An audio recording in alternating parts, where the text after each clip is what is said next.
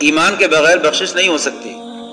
اب کبھی ایسا ہوتا ہے کہ اسلام کو بھی ایمان کہہ دیتے ہیں، کبھی ایمان کو بھی اسلام کو ایمان کہہ دیتے ہیں، ایمان کو اسلام کہہ دیتے ہیں، یہ دونوں لفظ ایک دوسرے کی جگہ پہ بھی بولا جاتا ہے، تو اس میں وہ فرق نہیں ہوتا کہ ہم جب کہتے ہیں کہ مسلمانوں کو یہ بات کہہ دو تو یہاں مسلمانوں سے مراد وہ تمام مسلمان ہیں جو ایمان والے بھی ہیں، مسلمان بھی ہیں، اسلام والے بھی ہیں۔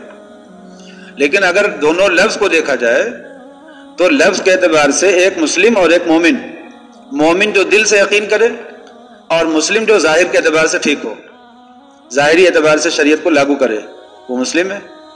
اور ہر مسلمان کو ہونا کیسا چاہیے کہ ظاہر بھی ٹھیک ہو اور باطن بھی ٹھیک ہو، تبھی وہ مسلمان ہے پورا۔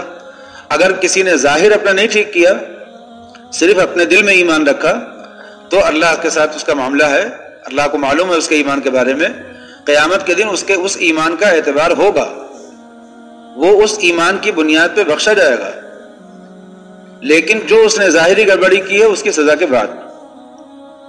اور اگر کوئی آدمی ظاہر میں اسلام رکھتا ہے لیکن دل میں ایمان نہیں رکھتا تو اس کی مغفرت ہی نہیں ہوگی۔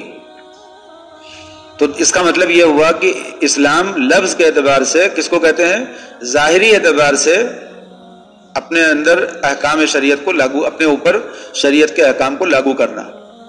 اور ایمان کہتے ہیں دل کے اندر، دل سے یقین کرنا اللہ پر اور اللہ کے احکام پر، اس کو ایمان کہتے ہیں۔ ایک آدمی دل سے مسلمان ہے، یعنی وہ واقعی مانتا ہے سب چیزوں کو کہ سب حق ہے، عمل نہیں کرتا اس کے مطابق، تو اس کا ایمان ٹھیک ہے، اعمال گڑبڑ ہے، ظاہر گڑبڑ ہے، اسلام گڑبڑ ہے اس کا۔